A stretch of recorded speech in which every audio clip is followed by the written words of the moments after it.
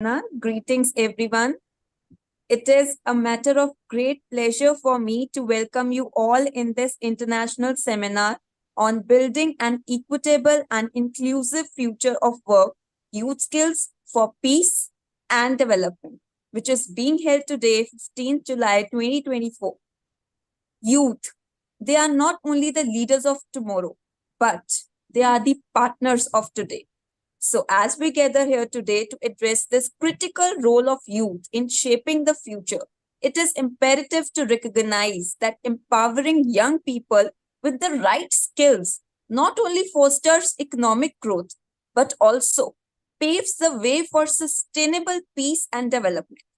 Today's youth are the leaders, innovators, change makers of the tomorrow. By equipping them with the necessary skills and opportunities, we can create an inclusive workforce that reflects the diverse talents and potential of all individuals. Our today's international seminar is part of UNESCO's movement towards education and sustainable development, and it is being organized by International Council for Education, Research, and Training. So let me give you a brief about ICRT. ICRT is an autonomous, non-government, leading scientific and professional research and training organization with offices located in Washington, D.C., California, Sydney, New Delhi, and many more countries.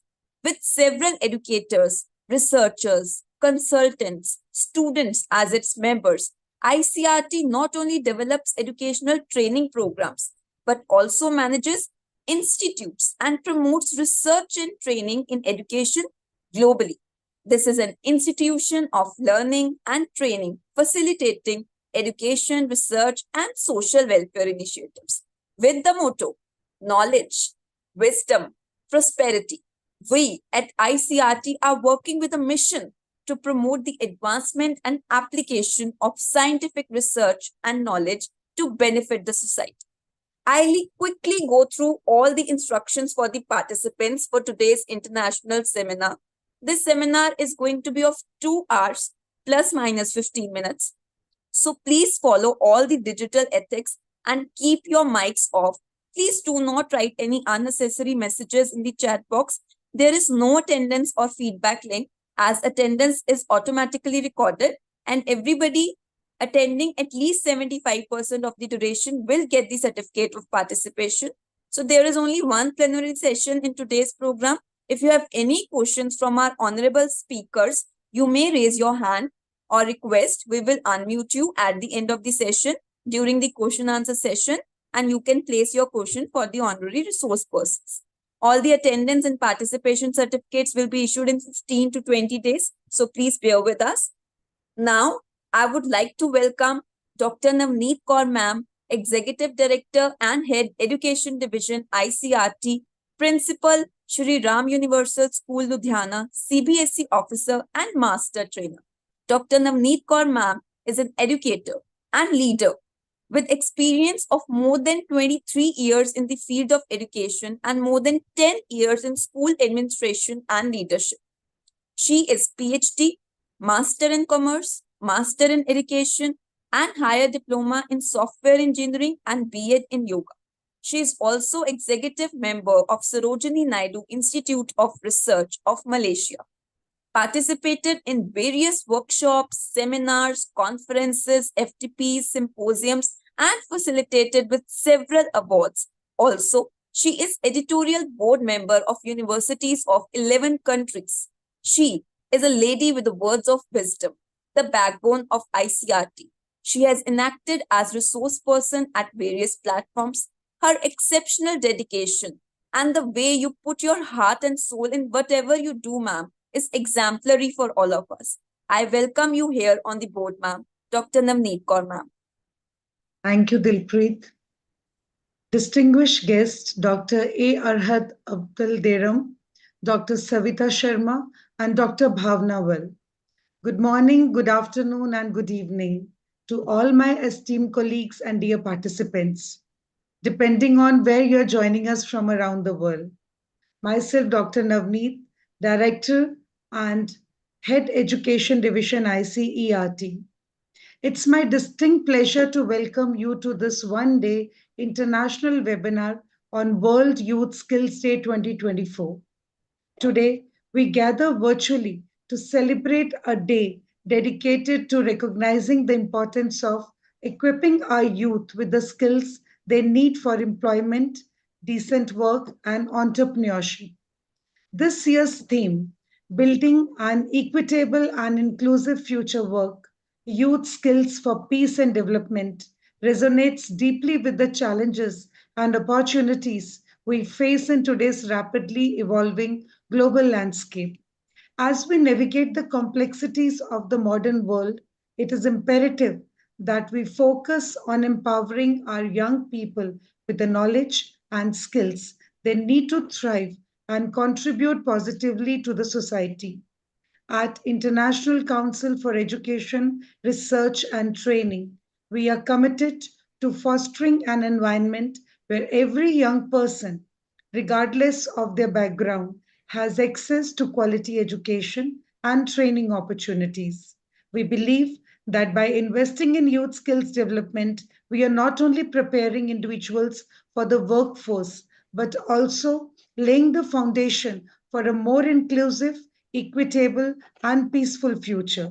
Today, we are honored to have lined up distinguished speakers and experts who will share their insights and experiences on various aspects of youth skills development. Our discussions will cover a wide range of topics, including technical and digital skills, soft skills, entrepreneurship, and the role of youth in peace building and sustainable development. I encourage all the participants to engage actively in today's session. Your questions, comments, and perspectives are invaluable as we work together to shape policies and practices that will benefit young people globally. Let us use this platform to exchange ideas, learn from one another, and build networks that will support our collective efforts in empowering youth. As we embark on this day of learning and collaboration, let us remember that the future of work is not just about technology and innovation, it is about people. It is about creating opportunities for every young person to realize their potential and contribute to the betterment of their communities in the world. Thank you for being here today and for commitment to advancing youth skills for peace and development. I look forward to a day of meaningful dialogue and inspiration. Regards, Namaste. Thank you so much, ma'am, for your beautiful and kind words. It has really set the pace for today's international seminar and sparked the enthusiasm in all the participants to actively participate. Now, I would quickly like to introduce our first speaker of the day, our guest of honor and keynote speaker, Dr. A. Arvad Abdel-Daim. He is the President and CEO, Educators Learning Solution UK. He is seasoned executive leader with an extensive background in corporate restructuring and business development across diverse industries, including air transport, construction, manufacturing, telecommunications, IT, and many more. Holding dual Canadian and Jordanian citizenship, Dr. Daim has led numerous high-impact projects globally, emphasizing strategic direction, operational success, and long-term growth. His expertise encompasses project and program management, business strategy, sales planning, and digital transformation. Dr. Daim's distinguished career includes senior roles at Flora, SITA, among others. He is multilingual, holding operational command over Arabic, English, and French, and has earned various professional accolades and fellowships. His academic credentials include a BSc in Electrical Engineering from American University of Beirut and an honorary doctorate in Business Administration from GUST, Latvia. Dr. A. Arvad Abdel-Daim has held key roles such as President and CEO of Educators Learning Solution, General Manager of Flora, Director General in SOCIST, and Vice President and CEO of Kettakit, showcasing his versatility and leadership across multiple sectors. We are honored to welcome you, sir, on the board today. Thank you very much for that nice introduction. Uh, my speech is written, so maybe it helps if I share my screen so people can follow easier what I'm talking about. Let me do that.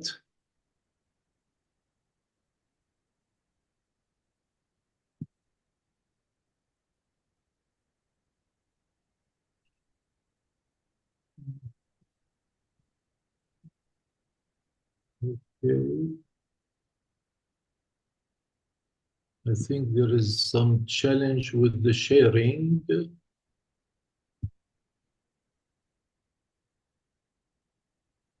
Mhm.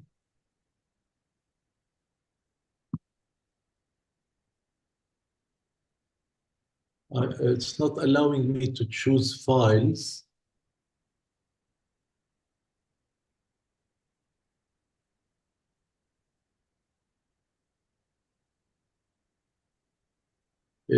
Maybe there is a constraint on sharing.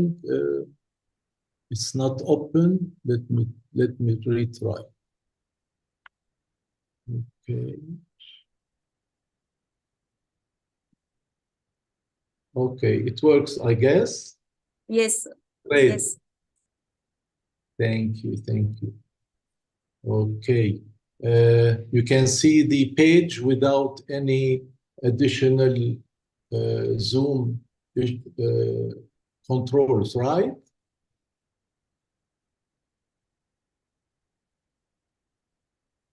Do you hear me well? Yes, sir. Okay, great. Great. Okay. Now, first, of course, good afternoon or morning for the distinguished guests, ladies and gentlemen. I am honored today to be addressing such a distinguished audience.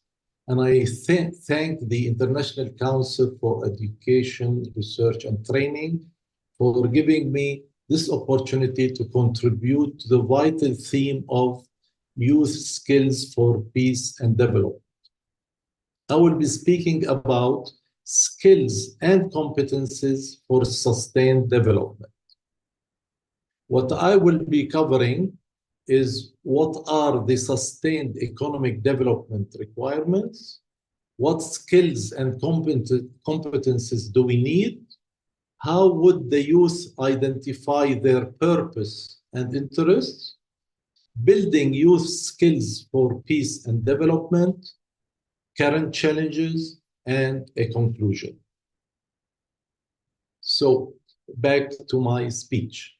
I would start by giving tribute to my late father, Professor Dr. Abdullah Abdel Daim, who was an expert in the planification of education and has held the position of planification of education expert at the UNESCO Regional Center for the Planification and Management of Education in the Arab countries, and the position of Director of Educational Projects in the Arab countries and Europe at UNESCO head office in Paris. So my message is I have lived close to the UNESCO mission. Today, we gather to address a central theme that resonates deeply with the aspirations of our global society: the need to build an equitable and inclusive future of work, one where the youth are empowered with the skills necessary for both peace and development. As we stand on the edge of a new era defined by rapid technological advancements, shifting economic landscapes, and evolving social dynamics, it is imperative that we prioritize the cultivation of a labor force that is not only competitive, but also compassionate, inclusive, and forward-thinking. As the leaders of tomorrow, the youth hold the key to unlocking the potential of our collective future. Their unique perspective, boundless energy, and drive for innovation are invaluable assets that must be nurtured and harnessed to drive progress toward a more just and equitable society. To realize this vision, we must first recognize the systematic barriers that hinder youthful participation in the workforce. Discrimination, lack of access to quality education and skills training, and disparities in opportunities based on gender, ethnicity, or socioeconomic status are just a few of the challenges that continue to impede the social and economic mobility of young people around the world. Therefore, it is incumbent upon us to invest in comprehensive education and skills development programs that not only equip youth with the technical know-how and how to thrive in today's digital economy, but also instill in them the values of empathy, collaboration, and social responsibility. Fostering a culture of inclusivity and diversity within our workplaces can create environments that promote innovation, creativity, and mutual respect. When young people from all backgrounds are given an equal chance to succeed, the ripple effects of their empowerment extend far beyond the confines of the office. They contribute to the betterment of their communities, their nations, and the world at large. Moreover, the role of youth in fostering peace and development cannot be overstated. Through their activism, advocacy, and visionary leadership, young people have the power to challenge oppressive systems, bridge divides, and forge a path toward a more peaceful and prosperous future for all. In doing so, what are the sustained economic development requirements? Sustained economic growth faces a complex challenge, balancing economic prosperity with environmental and social well-being.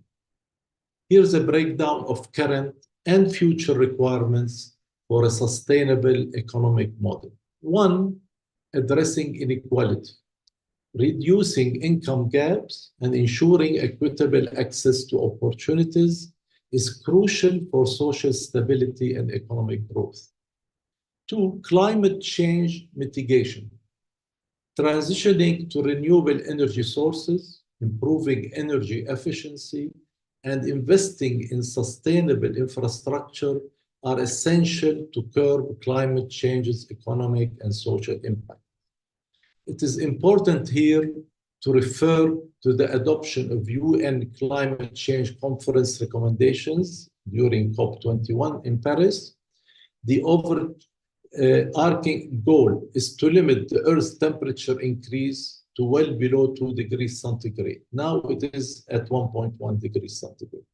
The target is for the emission reduction by 45% by 2030 and net zero by 2050. Current national climate plans, if they are not improved, they would lead to increasing the emissions by 9% by 2030, rather than reducing them by 45%. Technological adaptation, embracing automation and technological advancements while ensuring a skilled workforce prepared for the changing job market. Resource efficiency is one factor also. Decoupling economic growth from resource depletion, this is very vital, through practices like circular economy and resource recycling. Sustainable production and consumption, encouraging responsible consumption patterns and production processes that minimize waste and environmental footprint. Resilience to shocks, building economic systems adaptable to future crises, including pandemics, climate disasters, and resource scarcity. These requirements are interlinked. For instance, investing in renewable energy creates jobs, addressing inequality, and combats climate change. What skills and competencies do we need?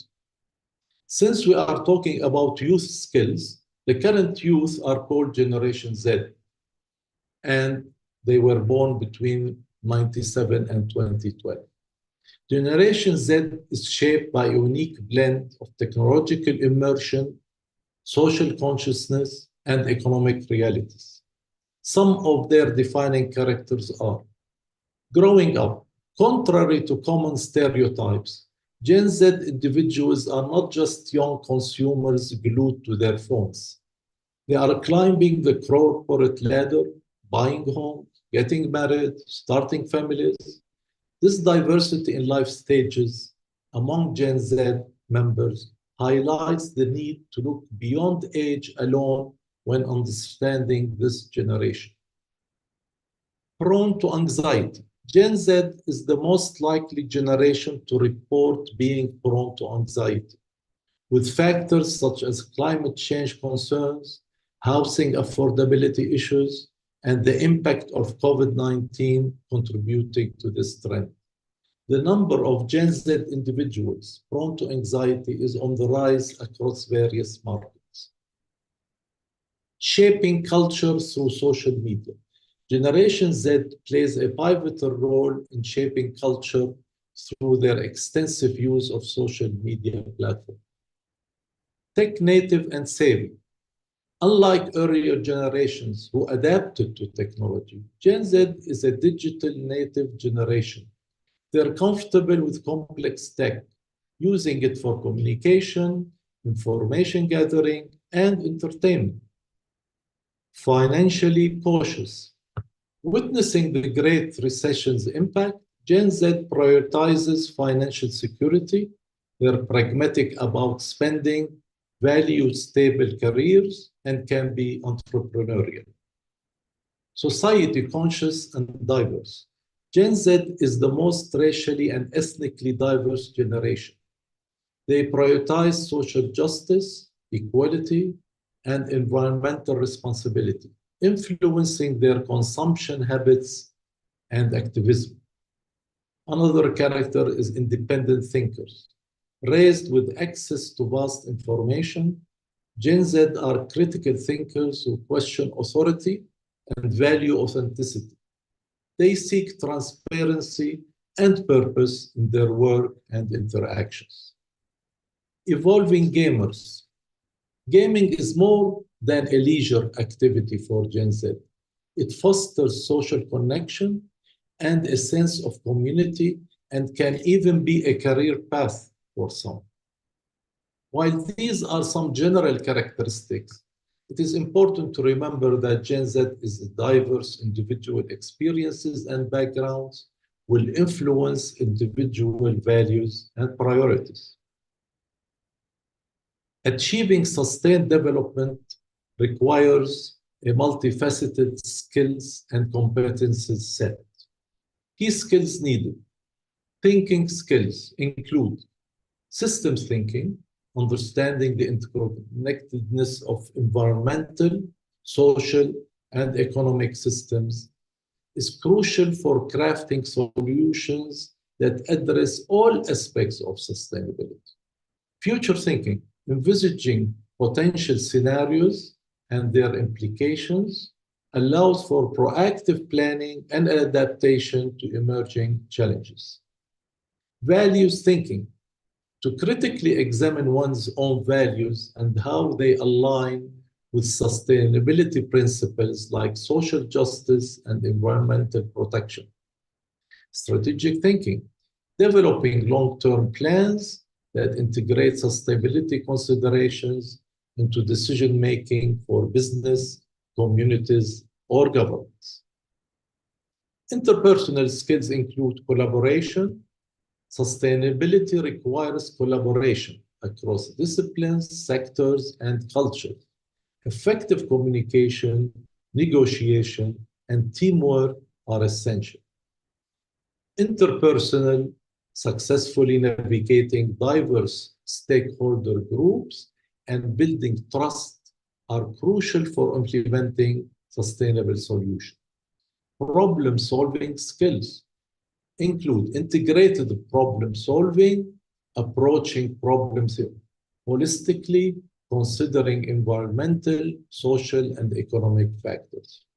Conflict resolution skill, critical thinking, analyzing information, identifying root causes of problems, and evaluating potential solutions from a sustainability perspective.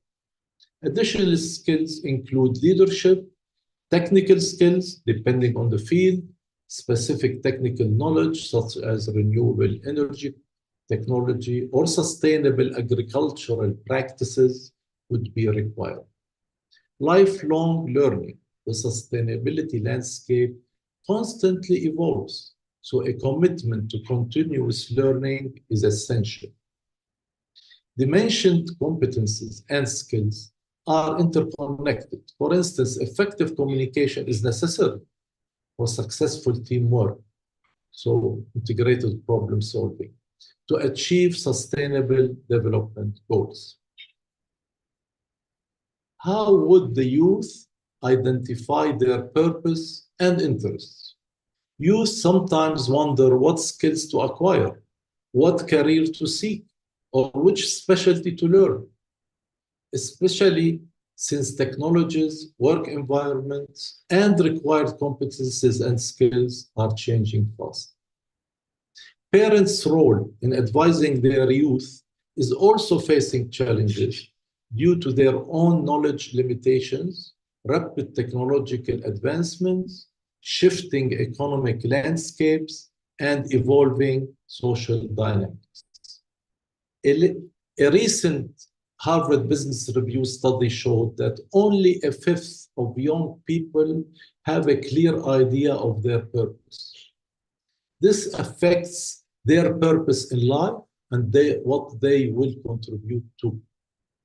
Finding one's own purpose early in life can benefit oneself in many ways. Those who report a strong sense of purpose at younger ages tend to have better mental health and are more resilient against setbacks. Finding own purpose is also a precursor to being an effective leader and working in a meaningful career that can make a positive impact. For young people in this study, this meant engaging in experiences that showed them how their interests can help them contribute to others' lives in ways that are personally meaningful. They also specifically highlighted the benefits of being in environments where they could meet people from diverse socio-economic backgrounds. For some, these environments were accessible at school, while others discussed pursuing these environments through internships, extracurricular activities, or other programs outside of school.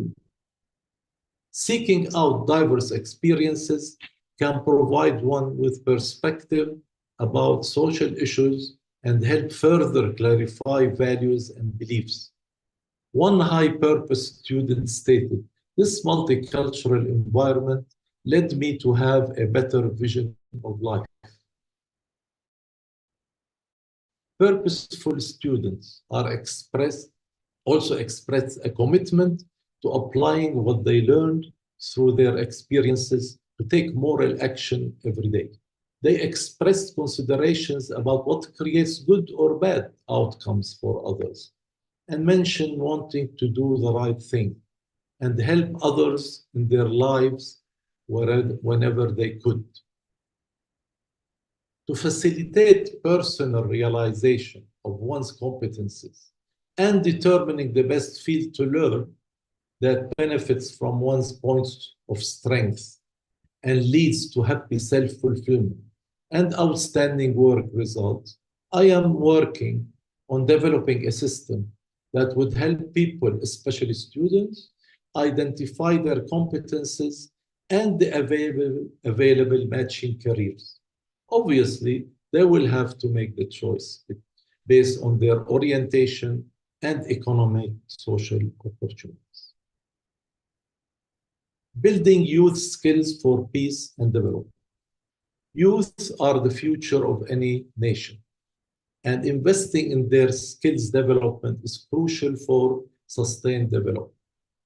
By equipping young people with the necessary skills, we empower them to contribute meaningfully to society, drive economic growth, and build a better future for themselves and their communities. Some key steps to build youth skills for peace and development. One is education as the foundation. Education serves as the foundation for building youth skills, covering what we have already mentioned. Access to quality education is essential in providing young people with the knowledge and tools they need to succeed in an ever-evolving world. Governments and organizations must prioritize improving educational systems, ensuring that all youth have access to relevant, inclusive, and high-quality education. 2, technical and vocational training.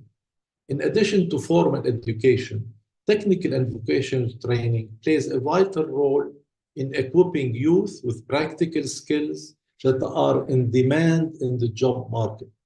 By offering training programs in various trades and industries, young people can acquire specialized skills that enable them to secure employment or start their own businesses. 3, entrepreneurship and innovation. Encouraging entrepreneurship and fostering innovation among youth are key components of building sustainable skills for development. Entrepreneurial skills such as creativity, problem solving, risk taking empower young people to identify opportunities, create jobs, and drive economic growth. Providing support through mentorship programs, access to funding, and networking opportunities can help nurture the entrepreneurial spirit among youth. 4, soft skills development. In addition to technical skills, soft skills are equally important for youth development. Skills such as communication, teamwork, leadership, and adaptability are essential in today's dynamic work environment. Programs that focus on developing these soft skills can enhance young people's employability and overall success in their career. 5, promote work-based learning opportunities. Encourage internships, apprenticeships, and on-the-job training programs to allow young individuals to gain practical experience and apply theoretical knowledge in real-world settings. Partner with businesses to create opportunities for hands-on learning, mentorship, and skill development within different sectors. Support initiatives that bridge the gap between education and employment by fostering a seamless transition for young people entering the workforce. 6, gamifying peace. Game design skills can promote conflict resolution and social innovation. Game mechanics can engage young people in peace building and addressing social challenges instead of training them on conflict and war-winning games. 7, promoting a global citizenship among youth helps develop a broader perspective on world issues and fosters empathy towards others. By encouraging intercultural understanding, tolerance, and respect for diversity, we can equip young people with the skills needed to promote peace on a global scale. 8, engaging youth in community service. Such activities not only allow them to contribute positively to their communities, but also help them develop important life skills such as teamwork, empathy, and social responsibility. By actively involving young people in community projects, we can instill in them a sense of purpose and commitment to creating a better world. 9, building resilience and emotional intelligence. It is crucial for youth to navigate challenges effectively and maintain mental well-being. Teaching young people how to manage stress, cope with adversity, communicate effectively, and build healthy relationships equips them with the emotional skills needed to promote peace with themselves and their communities. 10, collaboration between stakeholders.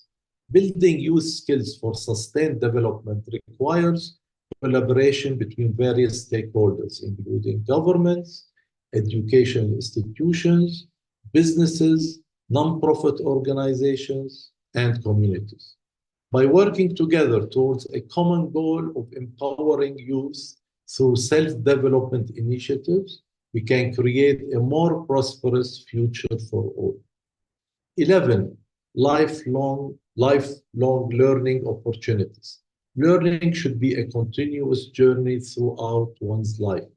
Providing opportunities for ongoing learning and skill development ensures that youth remains competitive in the workforce and adaptable to changing industry trends.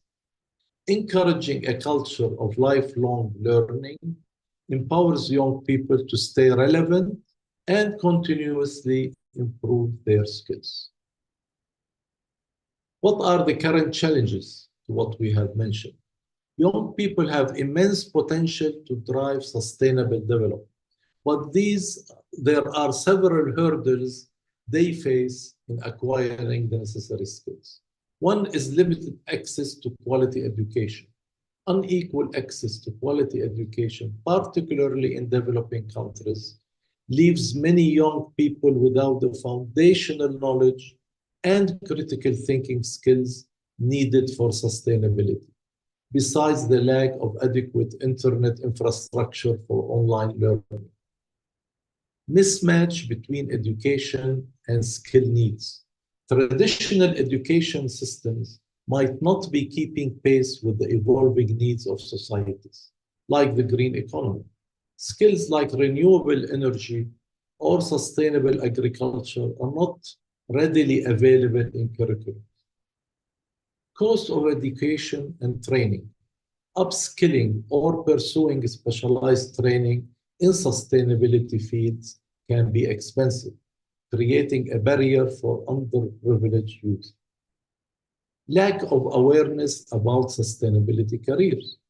Young people might not be aware of the vast career opportunities related to sustainable development, limiting their exploration and career choice.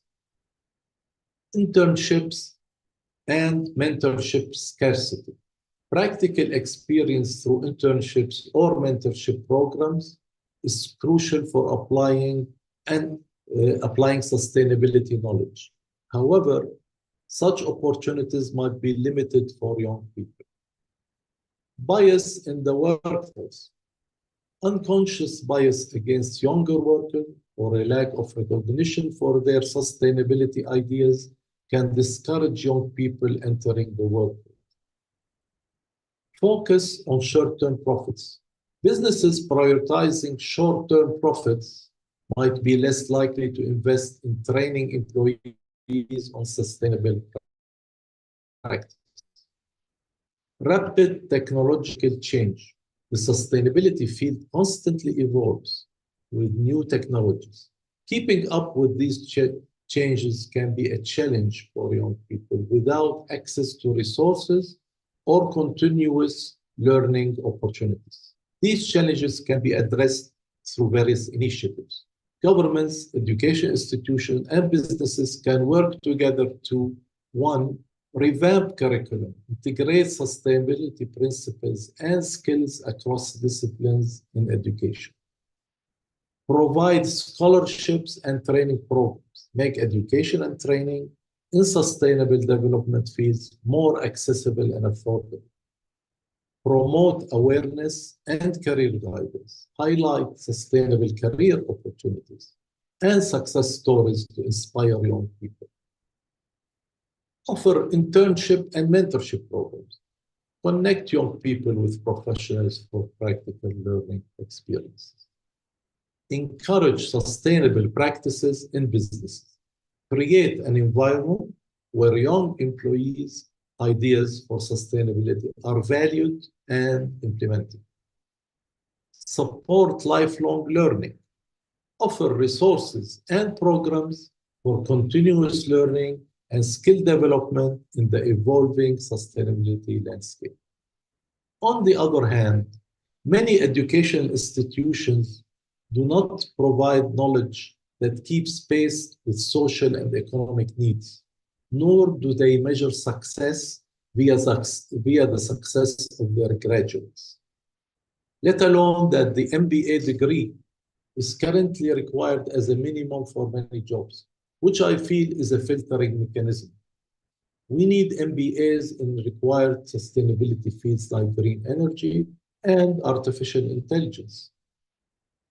It is interesting to note that a growing number of organizations are encouraging and recruiting talent without degrees.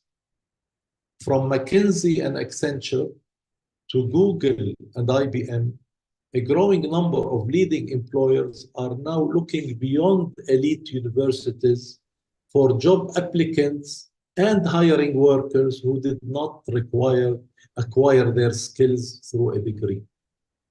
And their actions are part of a wider reflection on whether there are effective and more equitable alternative routes to training at a time when tertiary education costs are rising and the skills required in workplaces are changing fast.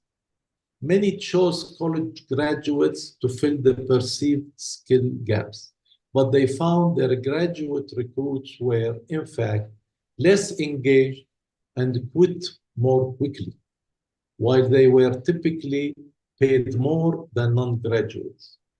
And they did not markedly outperform on measures such as time to reach full productivity or promotion, level of quality, amount of oversight required. Assuming that we are looking to hire people,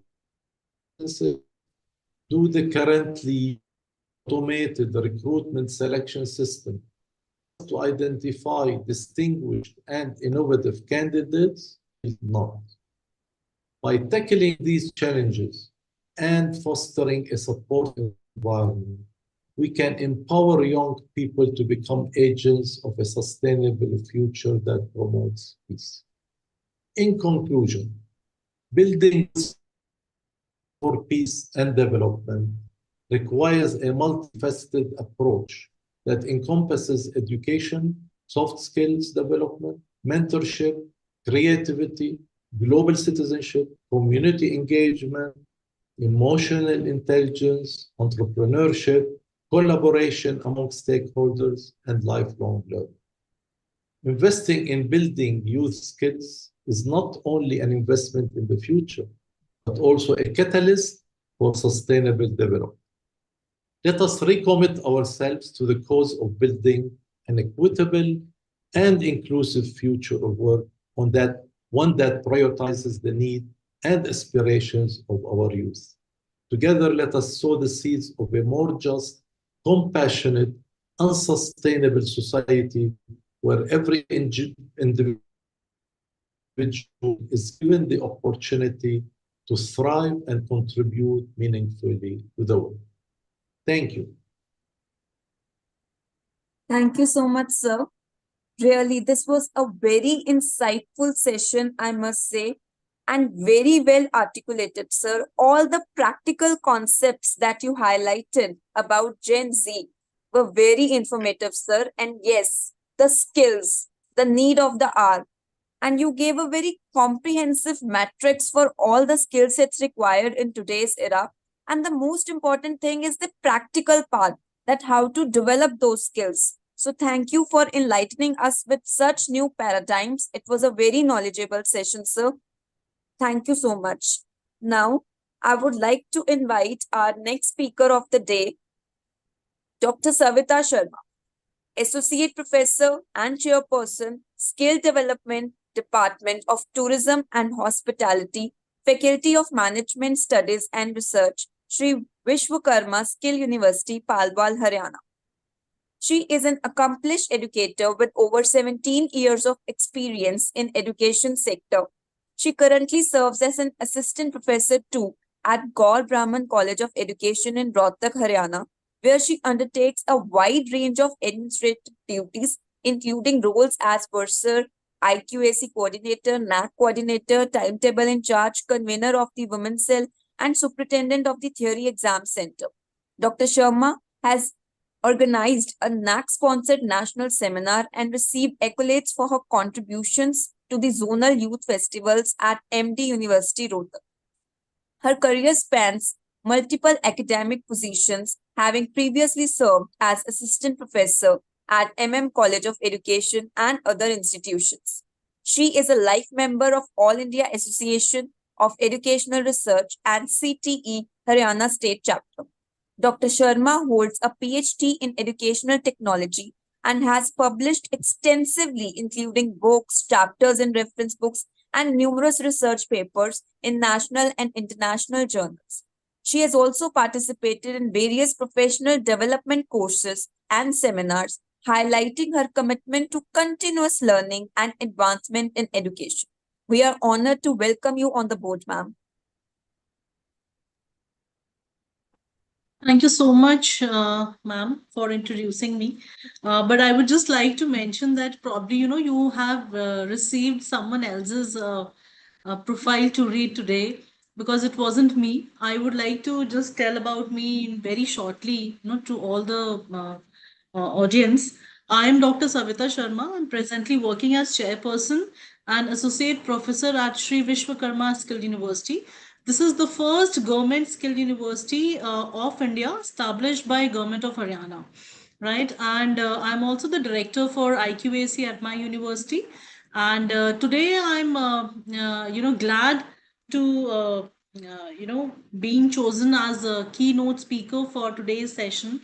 I would like to congratulate International Council for Education, Research and Training to organize this particular seminar on the World Youth Skill Day. It's a very, very important day for especially us because, we are from Skill University and we also celebrated today, at our university, and I'm happy, to contribute today. I hope my, collection of slides would help people who are attending today. Right. So let me just start. I hope my slides are visible. Thank you so much. Thank you. Yes, Yeah, thank you so much. I mean, I just wanted to remove this because I'm not able to see my slides properly. Let me just remove here. All right. So today's theme is building an equitable and inclusive future of work, youth skills for peace and development. Is my slide moving for all of you? Yes, ma'am. All right, thank you so much. Right, so today I'll be, sharing my thoughts on youth skills for peace and development. Now, in my perspective, I feel that, today's youth is very, very important for all of us because, I believe that, old lines experience speaks itself, but it's time to train the youth to take the charge for sustainable development peacefully and effectively. So that is the reason why I think now youth should be given more power so that and more power and the guidance to take up the future sustainably. I believe that it is very, very important to engage the youth as young people offer unique insights that can challenge the status quo and drive progress. They have a lot of fresh perspective. They have a lot of ideas which, if we put it all together, off from the freshers, then we may have a very, very huge pool of ideas. Then in today's scenario, I think we need to have many innovations in front of us. If we want to actually rise in future, we need to have innovations. And youth are often more adaptable and open to new solutions, which can lead to innovation approaches. I would like to give one example for today's presentations. In earlier days when I was little young, at that point in time when I used to make presentation, I actually used to spend a lot of time to make the presentation. But in today's days, I think we have so many websites available where you can just go, you can put your content which you want to share, and then the site can only create presentations for you. So that is one of the innovations which is very, very important for all of us. And I think being young in this environment, I think they are more adaptable towards all these things because they are very passionate. Young people are driven by a strong desire to make a positive impact and create a better future.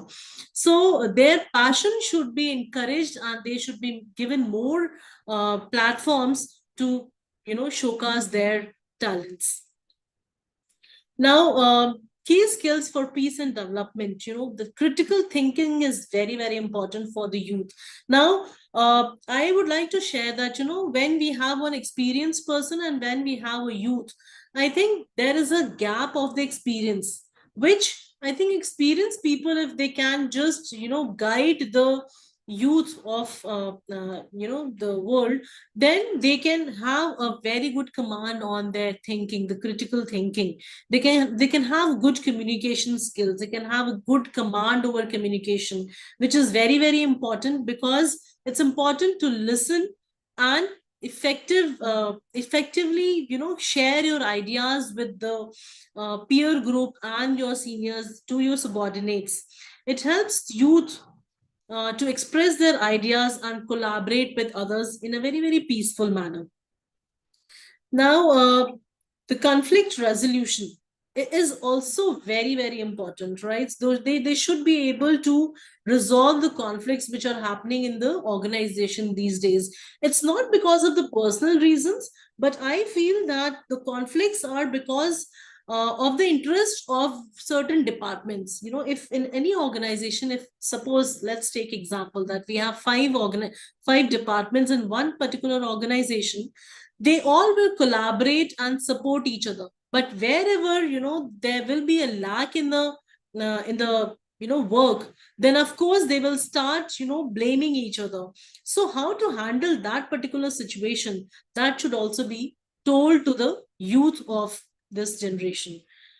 And of course the leadership, because this youth, the present youth, is going to become the leaders in the coming years. So it is important to train them, to guide them, to mentor them, so that they can develop their leadership abilities, and they can take initiative, they can inspire and drive positive change in the world. Now, how can we empower the youth leadership, right? So we can we have certain ways how we can do that, but here I have mentioned only three. Whereas in first one is the mentorship, connecting youth with the experienced mentors who can guide them and support their development is a powerful way to empower leadership. It's very important to tell them that what all things have already happened in past, and what are the things which they should not be doing and what are the things they should be doing, right? Because the cases will help them to understand how they can proceed further. So mentorship is very, very important to build the path for the youth. Then youth-led activities. Whenever we are organizing any activities in our organizations and anywhere where socially we have we collaborate, and then we organize certain programs or events, I think we should involve our youth, and we should give the charge to them. Of course we need to guide them that how they can proceed further, but the charge should be given to the youth, right? Explaining them that how they can work upon them.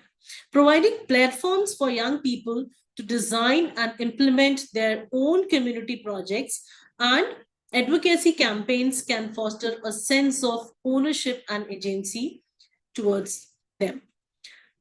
Then skill building is also very, very important, as Dr. Edward also mentioned that, there is a mismatch between the education and the skill needs. And I totally agree with him, because, in today's environment, as we are the skill university, and when we talk with our industry partners, then they tell us that, in today's date, whatever the universities or the educational institutions are teaching to those students is actually not very relevant to the what the industry is actually demanding. So here it is very, very important to help these youth to build up their skills. Now, a very good example which my university is already doing, I would like to share with you that, all the teachers, all the faculty members who are there with us in our university, they are sent to industry every year for 2 weeks, where they go and they learn that what actually industry is doing at present. If I take my example, I did my graduation 22 years back, right? So then whatever I had seen or experienced in the industry in 22 years, there is a lot change. So now when I'm going to the industry back, right, and spending 2 weeks in the industry, I am able to see that, what are the changes, what are the advancements which have, come in the industry. And then when I come back to my university, when I design my curriculum, I make sure that the new changes which are there in the industry, I make sure that, I put in that. So these kind of things should also be, told, informed to the youth who are now, becoming the leaders. So how can we build up these? We can organize workshops, training programs that focuses on developing essential skills like communication, problem solving, and decision making. Fostering intercultural dialogue. I think it's very, very important. Developing a global mindset and appreciation for cultural diversity can help young people become more empathetic and open-minded. Facilitating opportunities for youth from different backgrounds to interact, collaborate, and learn from one another can break down stereotypes and promote mutual understanding. Encouraging youth to engage in respectful and constructive dialogue about cultural differences can foster greater appreciation and cooperation. I think promoting intercultural understanding and respect is key building a more inclusive and peaceful world. Youth can play a vital role in bridging divides and fosters meaningful connections across the cultures. Now, promoting sustainable livelihoods. Equipping youth with the knowledge and skills to create sustainable livelihood is crucial for their personal and community development. This can involve vocational training, entrepreneurship support, and access to the resources. Now, providing young people with the practical market-relevant skills can help them secure stable employment and contribute to their local economies. This is what I was just, mentioning a few minutes back, that we need to send the, youth to the industry so that they can actually go and work, on their own. Any person who actually, works with their hand, I think they have more clarity on the knowledge. So it becomes really important for our youth to go and actually work, with their own hands to understand more, or in a better manner. Entrepreneurship support. I'm very glad to share that, in India especially, all the universities have opted, and it is a mandate for each and every university and educational institution that all the students should have entrepreneurship development as a subject in their entire curriculum. So in our university, we have this ED, which is entrepreneurship development, to each to it is designed for all the programs. So each and every student who registers himself at this university does this particular course, and they are able to start their startups once they complete their studies. And ensuring that youth have access to financing, technology, and other resources can enable them to turn their ideas into sustainable business initiatives. Now, what I have personally seen that, there are a lot many government projects which are available, right? Government has initiated a lot many, areas where they can support the youth if they want to start any, their own startups. But there is unawareness about those programs or those, projects. So it is important for the educational institutions or the universities to make the youth aware that, what kind of projects and supports are available from the government side. Then there are few challenges also. Right? So we need to, being elders, we need to, address their challenges also, like expanding educational opportunities, especially for marginalized youth, can unlock their potential and open doors to a brighter future. Providing mental health resources, discussions around well-being can help people navigate the challenges they face. Developing job training programs and connecting youth to employment opportunities can help them achieve financial independence and security. Young people often face significant challenges such as unemployment, limited access to education, and mental health issues. Addressing these barriers and providing targeted support is very, very crucial for their well-being and empowerment.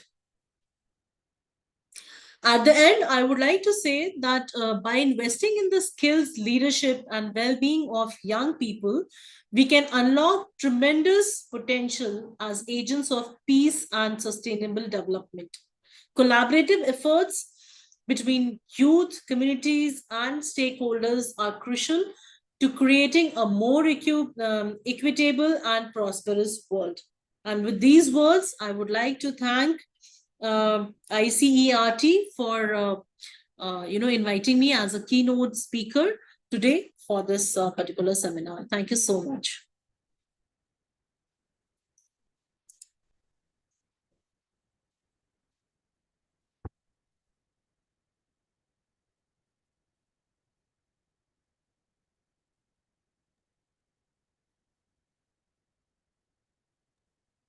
It was truly wonderful, ma'am, to hear you.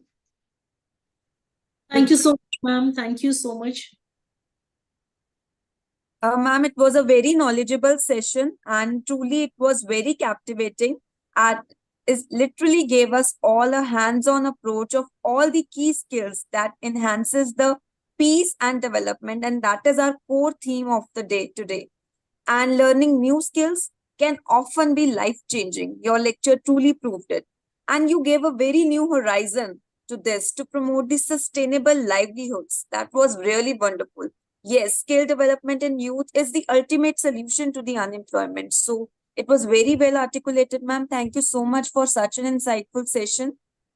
Thank you. Now, Thank you. I would like to invite our next speaker of the day, keynote speaker, Dr. Bhavnaval, ma'am, Assistant Professor, Amity University, Lucknow. She is an accomplished journalist and academic with over 20 years of experience in mainstream media, having worked with prominent English language national newspapers and web portals such as Hindustan Times, Indian Express, Daily News and Analysis, and the Asian Age. Her journalistic career has been distinguished by her storytelling prowess, covering a wide range of subjects and holding a significant administrative roles. Transitioning to academia, Dr. Wal is currently an assistant professor at Amity School of Communication, Amity University, Lucknow, where she teaches both undergraduate and postgraduate students. Her teaching methodology blends theoretical knowledge with real industry practices to create a meaningful classroom impact. Dr. Wall holds a PhD focused on child labor, reflecting her commitment to social issues and has contributed to numerous publications and conferences. Her career highlights launching new editions and bureaus for major newspapers, receiving multiple awards for her journalistic excellence, and actively engaging in human rights advocacy. We are honored to welcome you on the board today, ma'am. Thank you, ma'am, for that lovely introduction. Feel very good about myself. Okay, am I audible? Yes, ma'am. Good evening, friends, or good morning, as the day may be. And how are all of you today? And I welcome all of you on the occasion of the International Seminar on UNESCO World Youth Skills Day 2024 with the theme Building an Equitable and Inclusive Future of Work, Youth Skills for Peace and Development. At the onset, I would like to thank International Council for Education, Research and Training, ICERT, for giving me the platform to address such an illustrious gathering as a keynote speaker. As ma'am has said that I am very new to academia, not as accomplished as the other two illustrious speakers have been, but I've tried to give my contribute a little bit on how we can look at the youth and, engage them in for these skill building processes as they're the future citizens of tomorrow. In fact, you will agree with me that such academic interactions as we're having it right now, they are an excellent way to hold discourses, talks, and debates because exchange of ideas, whether held online or offline, have a multiplier effect. These interfaces not only help in generation of new ideas and further exploration, they also assist in assimilating cultures and help in expanding our knowledge about what is going around us and in the world. It is this awareness and communication that helps us understand issues and problems of other communities and how collectively they can be mitigated as part of the global community of which the youth are also a part. We should try to understand that youth are an integral part of the community in general. As I speak on the theme of World's Youth Skills Day 2024, building an equitable and inclusive future of work, we should try to see that why has the UN decided to observe the World Youth Skills Day across the globe on July 15. The intention is to celebrate the strategic or the intentional importance of equipping young people with skills for employment, decent work, and entrepreneurship, of course, with guidance. But the issue that arises is why involve the youth when they're just at the threshold of their careers, academics, and lives, and may not be so experienced like the seniors and leaders of the communities. It has been observed that engaging the youth helps to acknowledge young people as co-builders of society, encourage young people to express themselves and support young people's leadership development. The youth in the age group of 15 to 24 is that group of persons who appreciate and thrive on the opportunity to integrate and participate in the communities they live, work, and socialize in. They look for opportunities to contribute in their own way with their strengths, opinions, and view of the community. So how does this help? Their engagement of the youth permits them to grow by having a positive attitude towards life and having fulfilling and instructive experiences which give a meaning to their lives, to model their identity by mixing with significant adults and peers, a winning combination for the development, to contribute to the environment and community, to encourage the engagement in projects where they have a say instead of those where they just fulfill everybody else's agenda, to develop their leadership and sense of responsibility, to better understand how communities are built and organized and the decisions that govern them, to change perceptions and to build on successes. Of course, as this age group is without bias and prejudice, these young minds have a vision, and as they are unprejudiced, they have a belief that they can achieve, and the passion compels them to engage in the vision. But it must be remembered that the vision needs to be supported through the development of a project or a community's belief where they feel important. In fact, I'm reminded of Swami Vivekananda, who had expressed strong faith in the youth and how they would achieve their vision or their dreams. Vivekanand considered the youth as a great asset and wealth because he believed that they were full of energy, idealism, enthusiasm, hope, optimism, and an adventurous spirit. It is the youth, he said, who can educate and inspire the masses. It is the youth who can rouse the spirited consciousness of the people and awaken them to a sense of their own human dignity and worth. When we look at the theme for this year, World Youth Skills Day, I'm reminded to quote UN Secretary General Antonio Guterres, who says, "Today and every day, let's work to transform education. And let's ensure that the youth have what they need to build skills for shaping a more peaceful, sustainable future for all." The UN Secretary General is not far from the truth when he says that we as the community have to shape and guarantee that today's youth across the world have the skills for shaping a peaceful, sustainable future for all human beings. It is not an understatement to say that the theme chosen for this year's World Youth Skills Day has been simply picked up because the youth play a crucial role in peace building and conflict resolution. Let's take the example of Ukraine. It's been 2 years since the Ukraine war has been dragging on. Lives of millions of people, including young people, have been impacted by this escalation.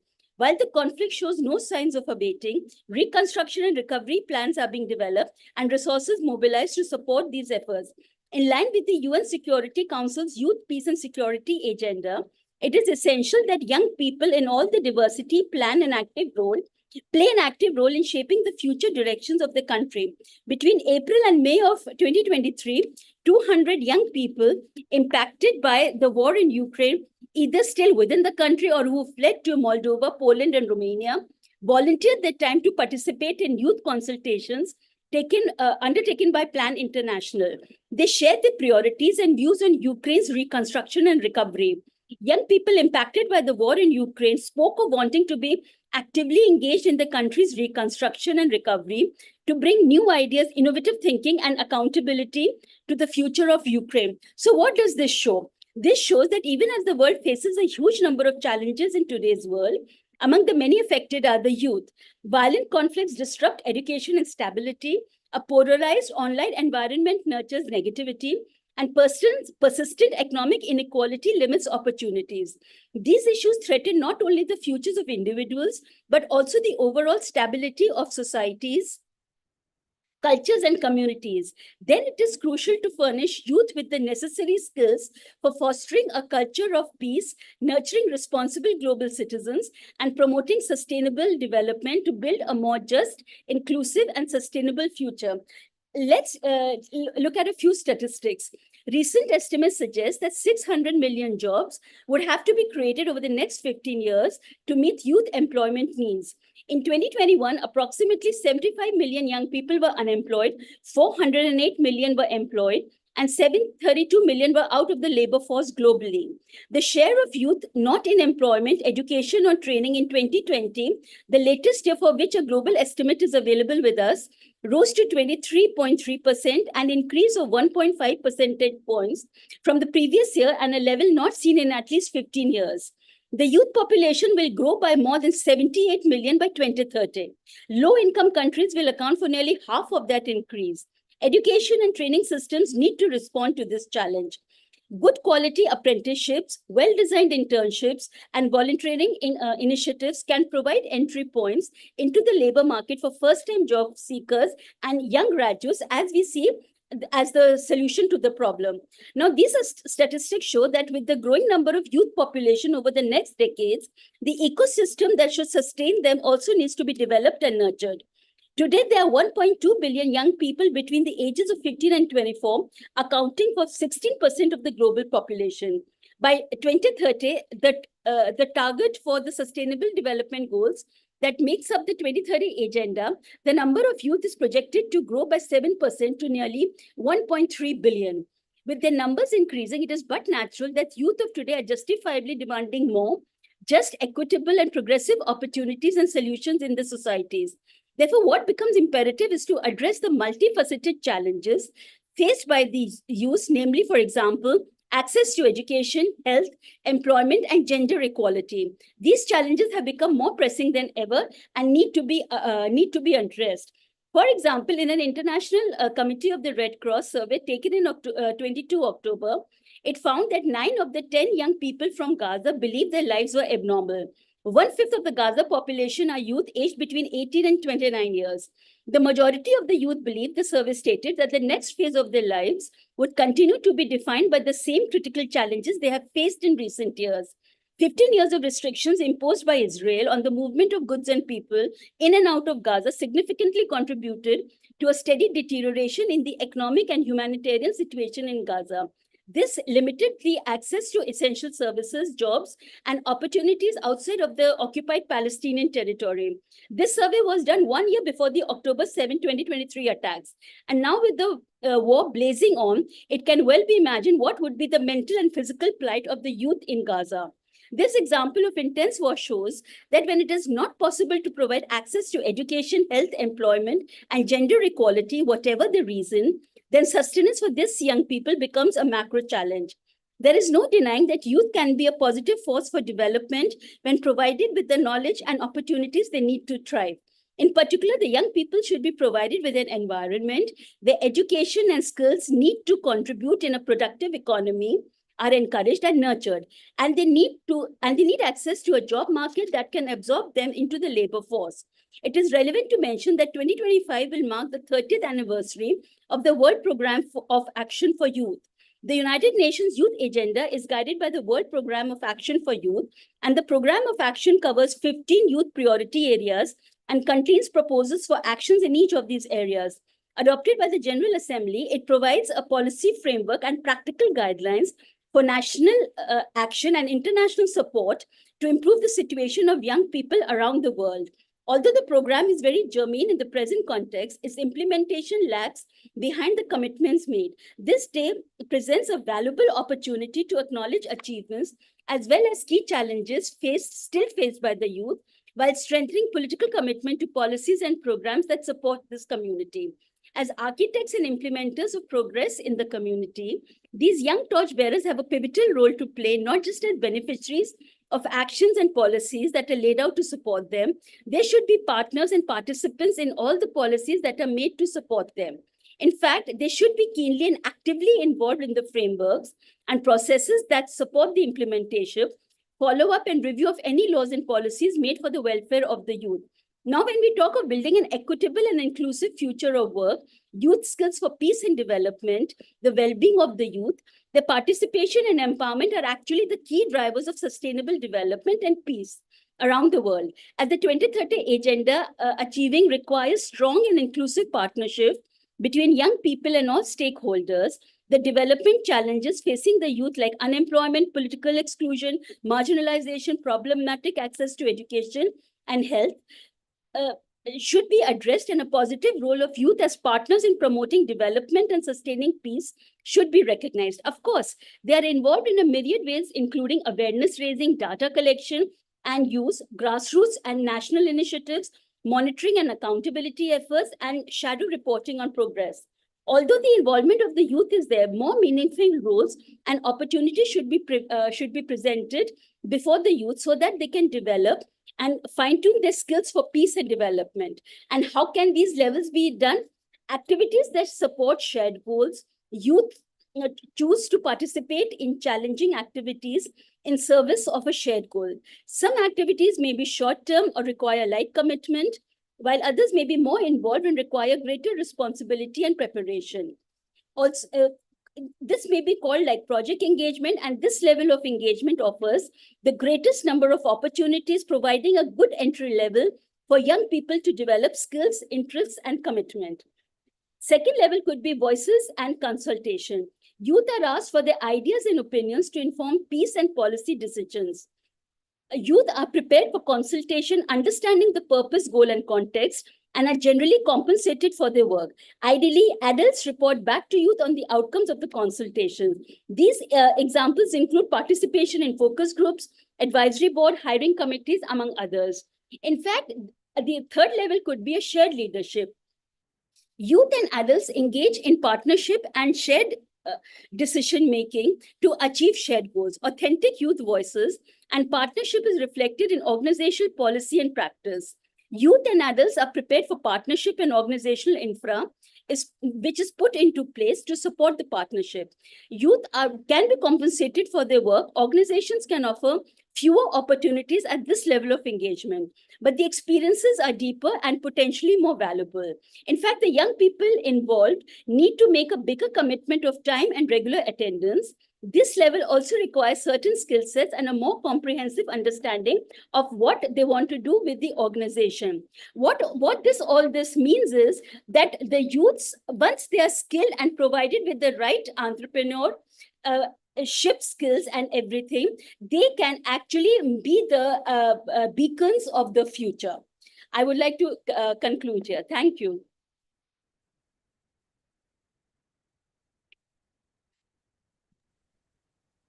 Thank you so much, ma'am. It was a very beautiful session, full of words of wisdom, I must say.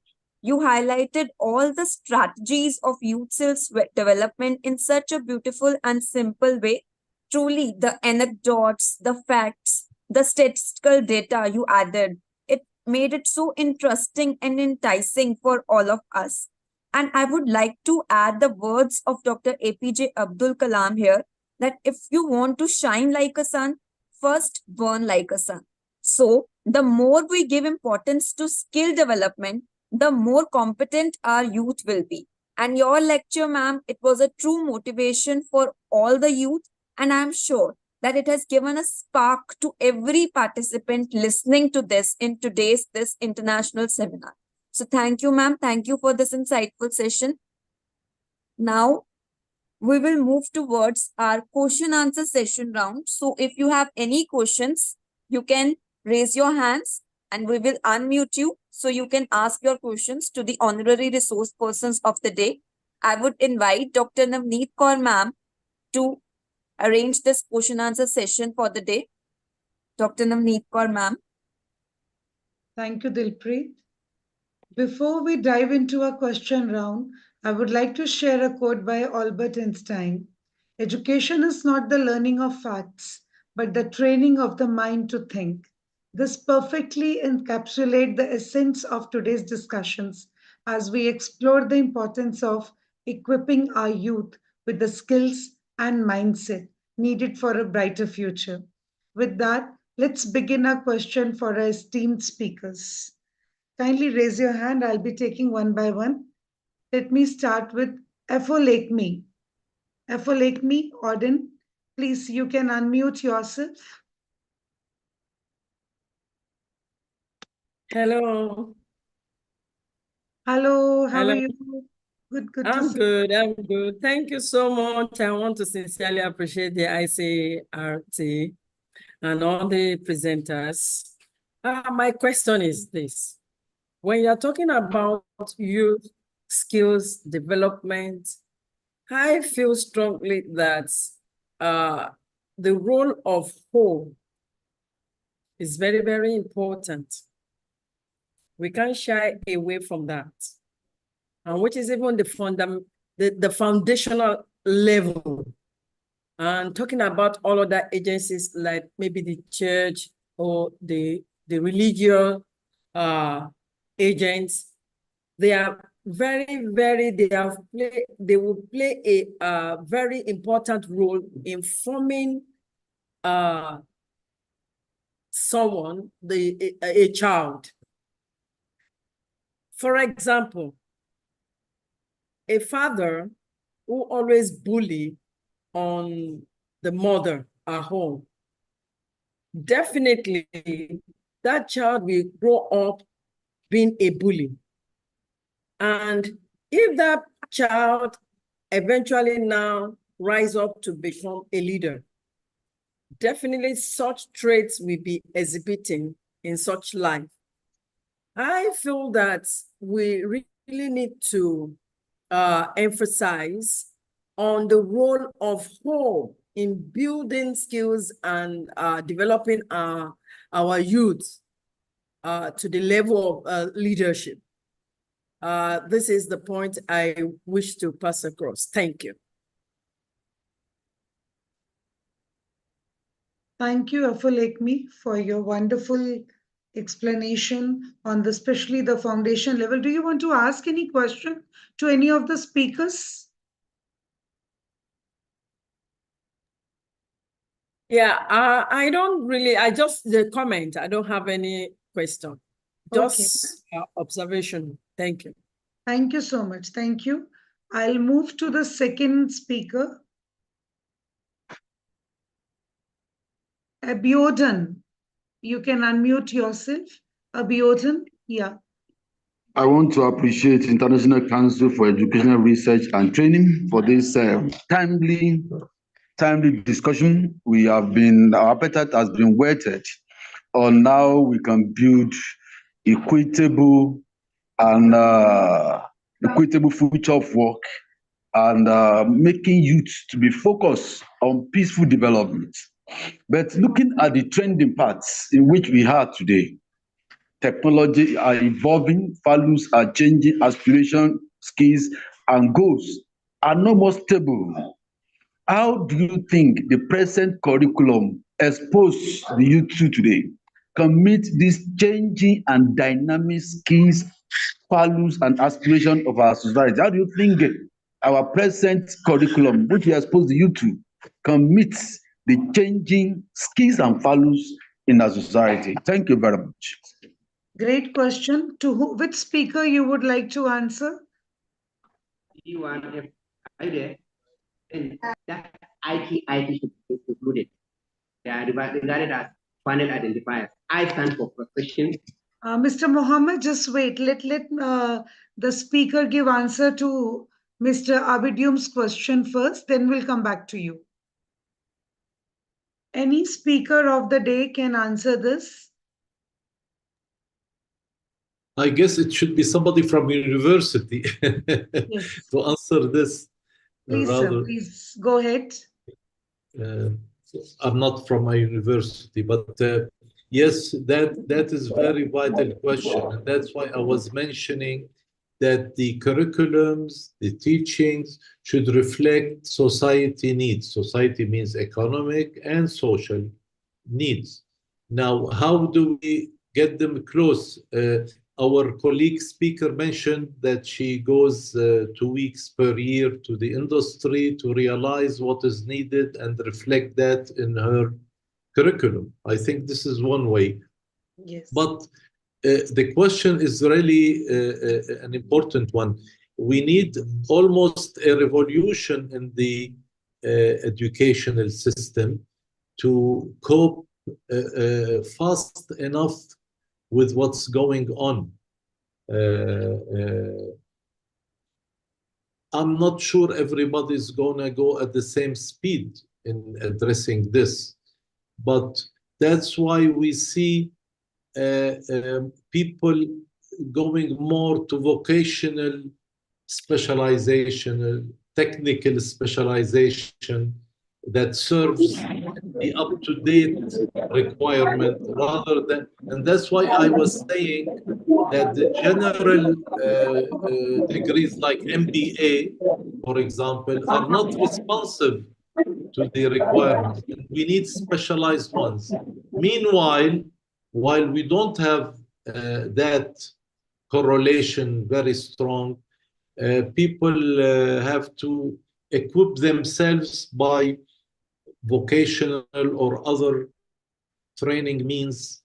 I give an example. In Canada, after you graduate from a university, even with an MBA, if you want to work in any discipline, that degree is not enough. You want to go and work in insurance, they tell you go and get an insurance certificate. You want to work in banking, go and get a banking certificate. Markets and so on. I think that one is one way to make the person aware of the economic and business needs, since the academics cannot cope with all the requirements. Thank you. Thank you, Dr. Irwin. Wonderfully articulated. A well-structured and relevant curriculum is fundamental to effective skill education. shaping students into capable and versatile professionals equipped to meet the challenges of the future. So, this is now our duty to provide this kind of platform to our young learners. Thank you so much. I'll go to second question. Grace Aknabi, please unmute yourself and ask your question. Hello everyone. Hi, How are you Grace. today? Wonderful to see you always. Yeah, thank you. Yeah, I want to call attention to one of the points on cross-cultural connections that the second presenter did. And I don't know, it has been on my mind to see how participants on seminars like this who are from universities can connect their students. Apart from cross-cultural connection, they can have maybe a kind of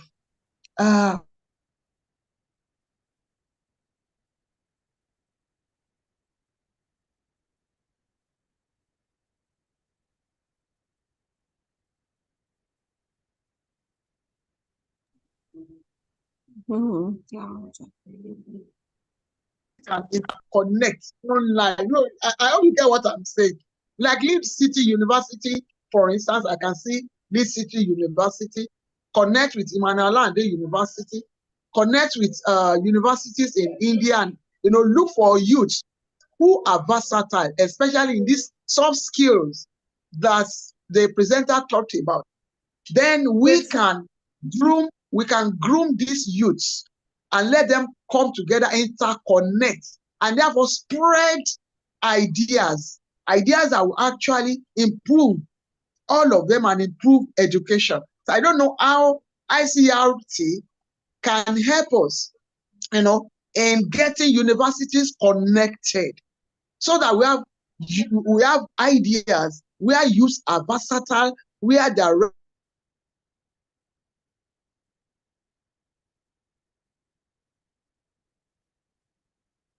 Grace, there is some connection issue. Yeah, there is some connection issue. What I have understood from your question, you want to know that how ICRT can groom cross-country connections. Am I right? Yes. With universities So let me ask any of the speaker if he wants to answer. Otherwise, I'll answer you back. The second presenter. Yeah. Any one presenter you want? The first, second, third? Or it's open question? Hi, yeah. I'm Yes, Dr. Savita. I would like to answer, but I started driving, but I'll just park my car somewhere and I'll answer back. So sweet of you. Actually, cross-cultural dialogue can always be done. In fact, when I was listening to the question in which I could understand that she herself has given the answer also, while asking the question. So one is that, we can always have exchange programs between the universities, within different countries. So that is one thing where universities, international universities need to collaborate with each other.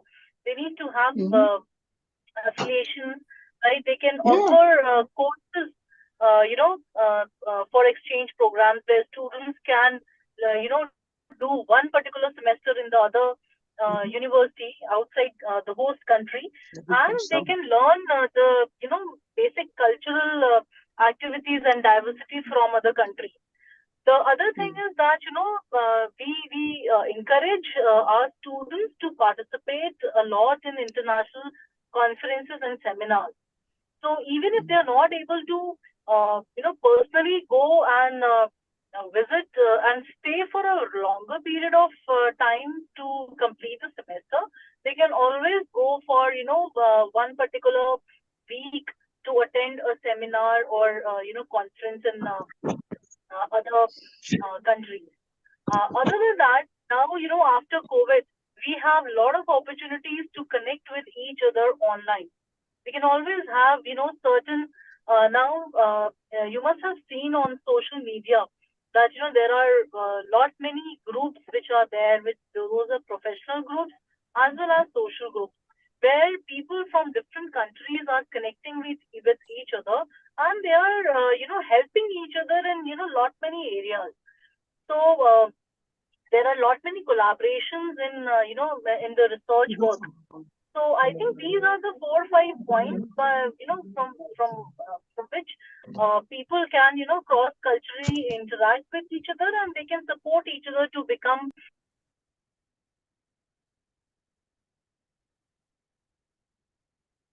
Very true, Savita ma'am. To add on what you have just spoken, it's Grace, it is, cross-country connections that expose students and educators to different cultural, economic, and social context. Like ICRT is sharing best practices. So countries can learn from each other. What ma'am was just articulating, that success and challenges is skill education. We can give access to expertise, students and teacher exchange programs. We are doing that. Collaborative projects can be there. Joint projects and international collaborations in research and development allow students to work on global challenge. Global networking can be there. Building international networks among educators, students, and institutions. Standardization and benchmarking. It is another point which cross-country connection can help. Resource sharing, enhance curriculum development, policy development. So basically, to shorten, cross-country connections enrich skill education by promoting a global exchange of ideas, fostering innovation, and preparing students to thrive in an interconnected world. These collaborations help create a more adaptable, skilled, and culturally aware workforce. And this is what ICRT is providing. Thank you so much for such a wonderful question. I'll go back to Embed Jigsaw. Embed Jigsaw, please unmute yourself and ask your question.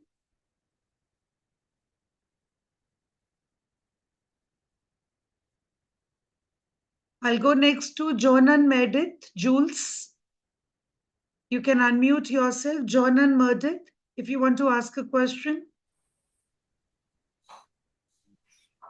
Yeah. Thank you very much. I want to ask questions. I want to ask. One person I'll request. Yeah. Jonan Meredith. Jules, please ask your question.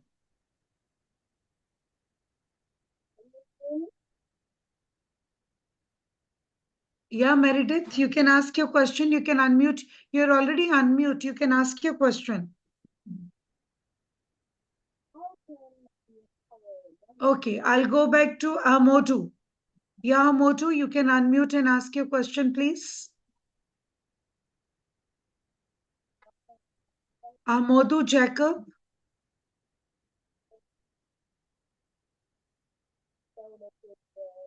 If you want to ask a question, you need to unmute yourself. I'll take another speaker, Preeti Pambar. Please unmute yourself. You can ask your question. Can you hear me? Ma'am, Okay, can you hear me? Yeah, Preeti, I can hear you. Yes. Okay. First of all, it was a great session. Namaste. And my question, any of the speaker can answer. I am assistant professor in Miranda House, and because I am related to education field. Hello? So my question is that when we talk about skill development, what provisions or what we take care about the persons with disability, because those who are on marginalized sections, how should we cater that they should be included?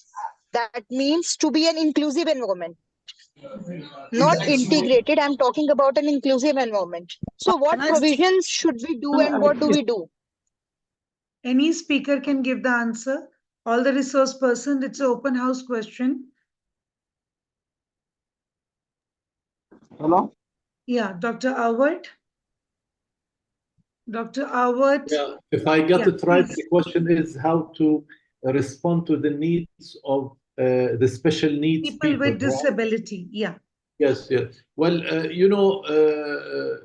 training-wise, online is one response.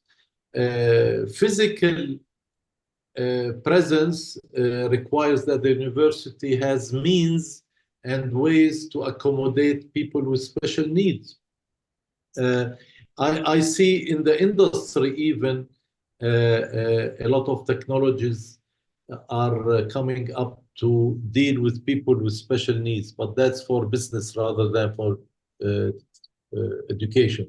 So education, if it is at the university, universities should make the means. If it is for learning and training, online maybe is one way, unless the special need is affected by the online as well. Then, as I said, there are technologies to deal with such cases.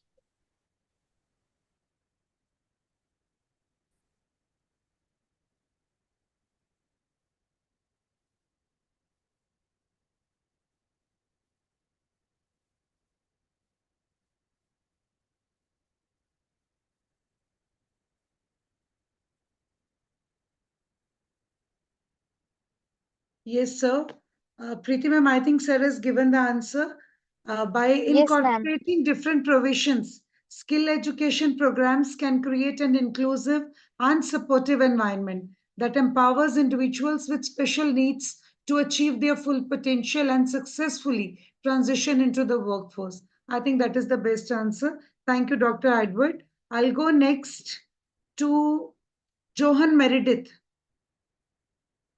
John and Meredith, if you want to ask a question, you need to unmute.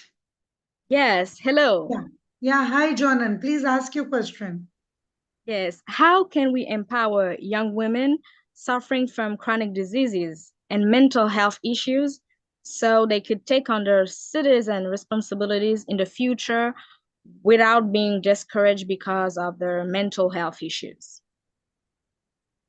Great question. Any specific speaker you want, or anybody can All the- answer? All the speakers are allowed to answer me because I want more insight. I'll request any speaker to please answer this question. Seems I'm the only one available. Yeah, I'm watching that only. Where are others? Good evening.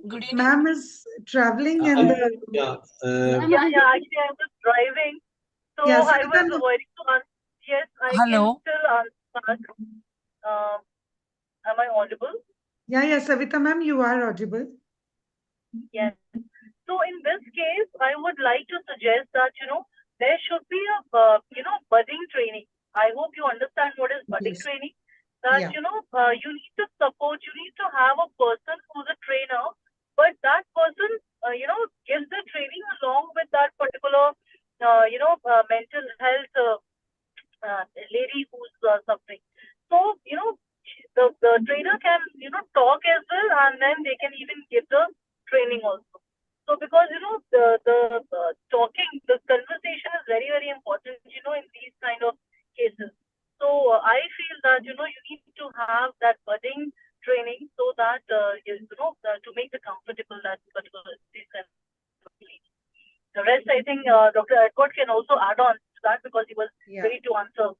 In fact, I would like to add something that even at Amity, we have this behavioral sciences and psychiatric, psychological department, where we have trained psychologists who actually look at the problems of women and students, girl students who are facing such problems, mental problems. We have that. And even in our department, if there are any such problems, we have the psychologists who come and counsel these affected girls or women, students, in fact. Dr. Edward, would you like to add on something in this question? At the solution stage, not at the treatment stage. I worked with international company, and we had the technology vice president who was blind. So yeah, he had a dog that guided him around so he doesn't, stumble into things. And I was impressed. He attends all the meetings.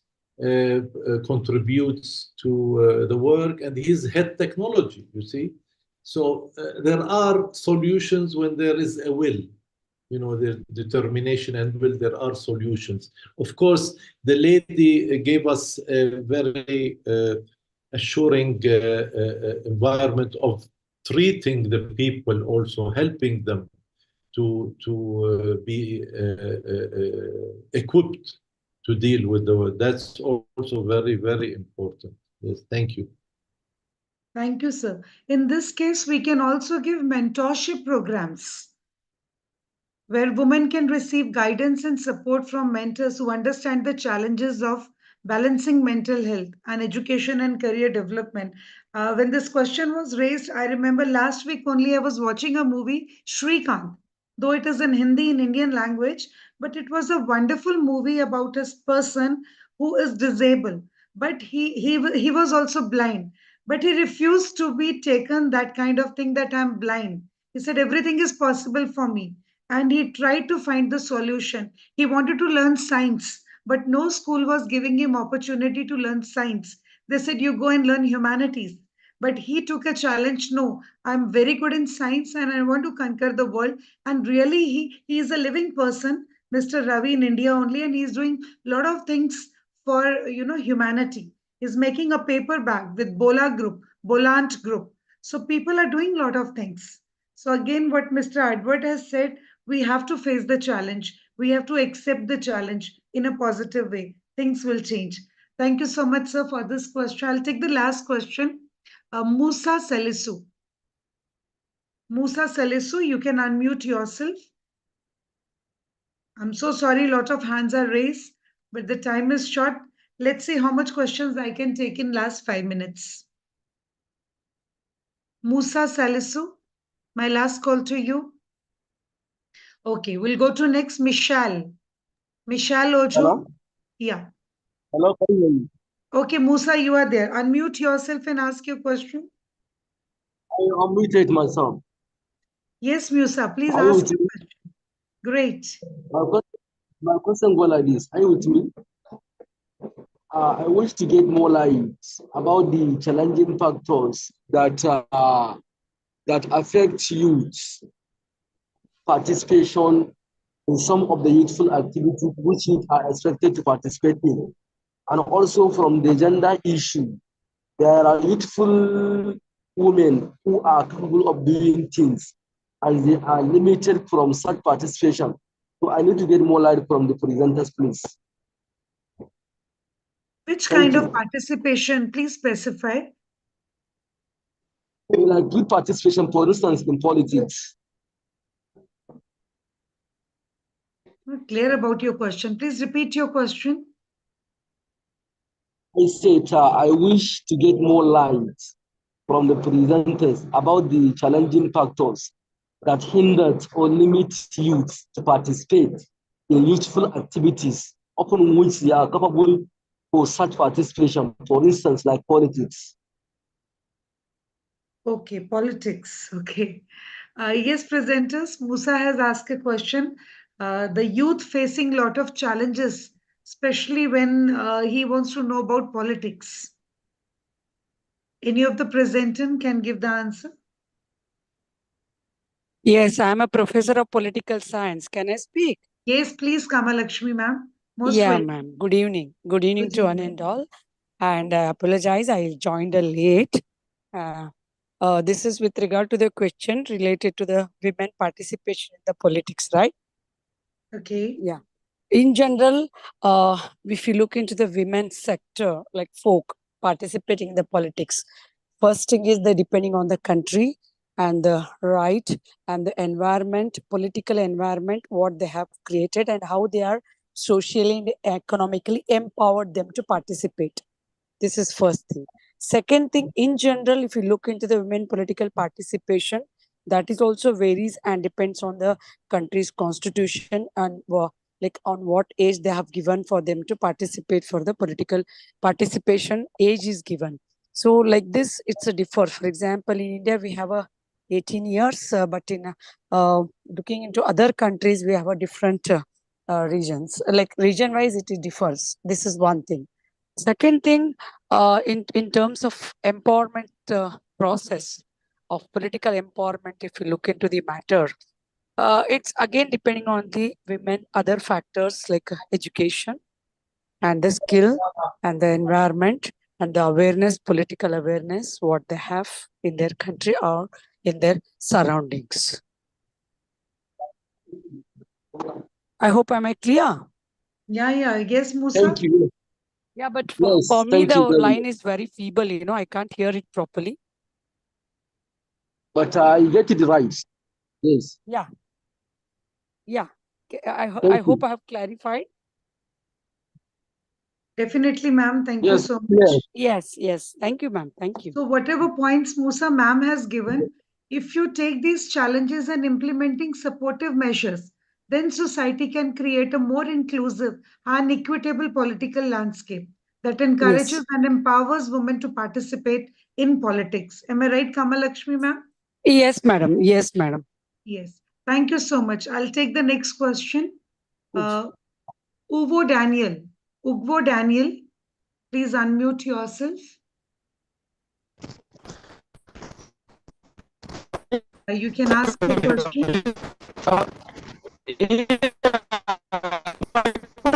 Ugvo, there is a network connection. It's not clear. Your voice is not clear. Mr. Daniel, your voice is not clear. No, there is some network glitch. I'm so sorry. There's some network glitch.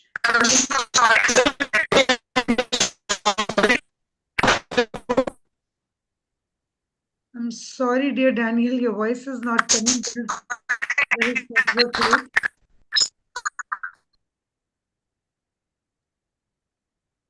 I'll take one last question.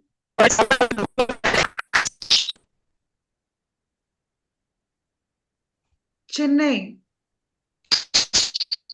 It is Chennai Obadi Mechi. Chennai Obadi Mechi. If you're hearing me, please unmute yourself. Chennai Obadi. Thank you very much, ma'am. Yes, Yes, we I'm can here. hear you. Thank you very Please much. ask your ICERT. question.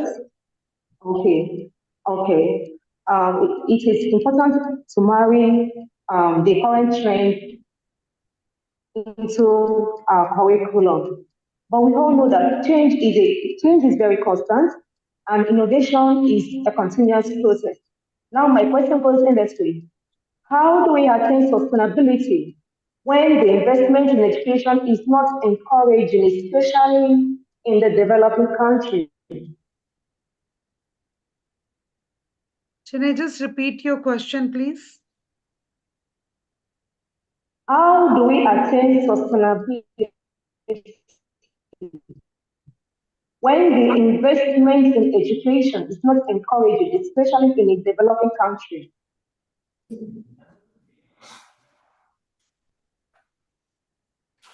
You need to articulate it once again. Investment in education is? Yes, I Is a said, how challenge do in we a attain developing country, right? sustainability? So Yes, investment, yeah, okay. Yeah, any of the speaker can take this. Investment in education yes, is ma'am. challenging in any developing country. So how we can work upon this? I'll request any of the speaker to take the question. Excuse me, the question was, how do we face the challenge of lack of investment in education? Yes. In developing countries. In developing In countries. developing countries, yes, true. Maybe it's true. from Nigeria or South. Yeah. Africa You see, country. actually, on the ground, you have the government-provided education and the private sector. So the private sector does invest, but the costs are high. The government duty is to avail education free for every citizen. Now, when they don't do that, it becomes a problem because not everybody can go to the private schools or universities. And I see some people, but that's rare, which go immigrate to other countries where education is free for them and their children. But that cannot be the rule, because this is mine.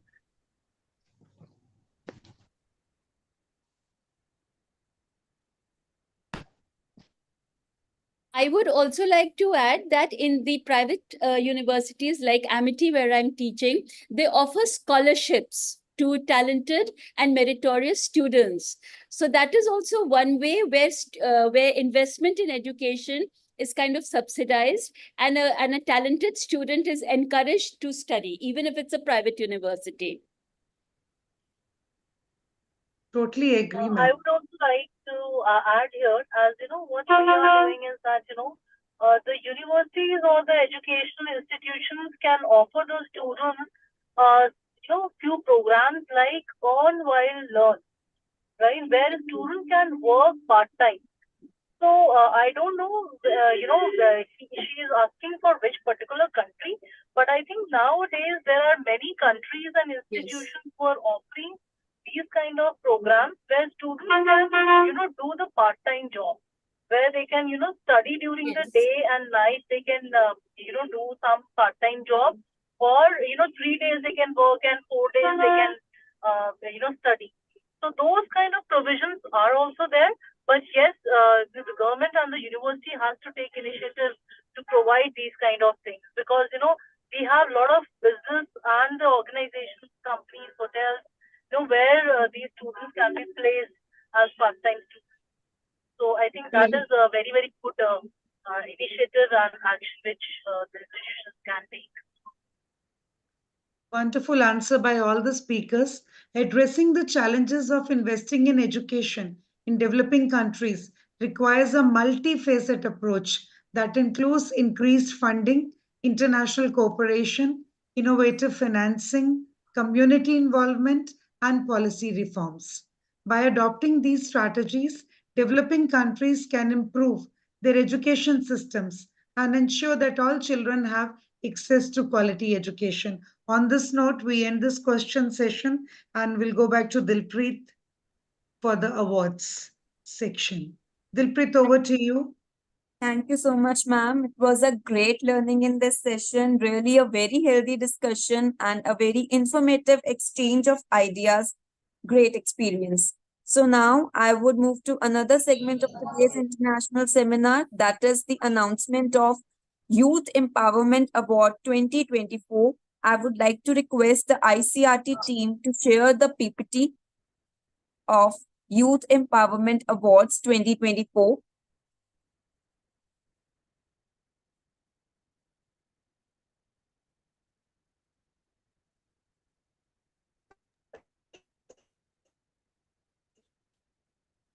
So the first award of the day goes to Amit Kumar Chaudhary, Physical Education Teacher, Asha Modern International Saharanpur. Congratulations, sir. Next award goes to Mr. Ashish Dhiman, Assistant Professor, Devan Institute of Management Studies, Devan Group of Institutions, Merit. Congratulations, sir. The next awardee is Dr. Seema Raghu Avachar, Assistant Professor, Thopte College of Education, Bhor. Congratulations, ma'am. Youth Empowerment Award goes to Venkateswaran Subramaniam Ganpati, Faculty in Auditing Department, Southern India Regional Council of Institute of Chartered Accountants of India, Tamil Nadu. Congratulations, sir. The next awardee of the day is Dr. Jajbir Singh, Head of Department and Associate Professor, Department of Yoga, Lal Bahadur Shastri Mahila Ayurvedic College, Bilaspur District, Yamuna Nagar, Haryana. Heartiest congratulations, sir. The next award goes to Dr. Mrunal Bhardwaj, Vice Principal, Dean, Arts and Humanities, Coordinator, IQSC and Head, PG Department of Psychology, Member, Faculty Humanities, SPPU, former member, Senate, SPPU. Congratulations, ma'am. The next award goes to Dr. Sri Vidya Mathuvel, Trained Graduate Teacher, Sarhad School, Katraj, Pune, Maharashtra, India. Heartiest congratulations, ma'am. The next awardee of the day is Dr. Ranjit Kumar Painam, Associate Professor, Department of Electronics and Communication Engineering, Kallam in Harvardin Institute of Technology, Andhra Pradesh, India. Heartiest congratulations, sir. A very big congratulations to all the awardees of today, Youth Empowerment Award 2024. Thank you so much. Now, I would conclude with some words like use skills as the weapons. We have skills as the weapons that can help us overcome any difficult situations. I would compare it with teaching. To teach is to touch lives, but to give a skill is to create a lasting wealth. So it is even greater than teaching. Today, on this World Youth Skills Day, I would conclude skill up, level up, and conquer the world. Let's pledge to start this skill capital development campaign today. On this eve, I would pay my sincere gratitude to the pillars of ICRT, Dr. S.K. Singamar, Chairman ICRT, the true visionary, Dr. Sandeep Sihag, General Secretary ICRT, the backbone of ICRT, Dr. Navneet Kaur Ma'am, Executive Director, Education Division, who is the heart and soul of ICRT, I must say. Dr. Aruna Anchal Ma'am, Executive Director, Research and Publication Division. Dr. Simran Ma'am, Executive Director, Finance Division. Dr. Saima Parvaz Ma'am, Executive Director, Public Relations, and all core committee members whose efforts have made this happen today. And this platform, ICRT, that has happened today. Such resourceful minds, such transformative exchange of ideas is all due to this wonderful platform of ICRT. May this seminar inspire us to transform education and empower youth for the skill development. And there lies the power. There lies the power to shape a global society that thrives on knowledge, understanding, and compassion. Thank you for being a part of this enriching journey towards a brighter and inclusive horizon. I would like to invite Dr. Navneet Ma'am to give an official vote of thanks and conclude this international seminar. Dr. Navneet Ma'am. Thank you, Dilpreet. As we reach the conclusion of this impactful one-day international seminar on World Youth Skills Day, it's my privilege to deliver the vote of thanks.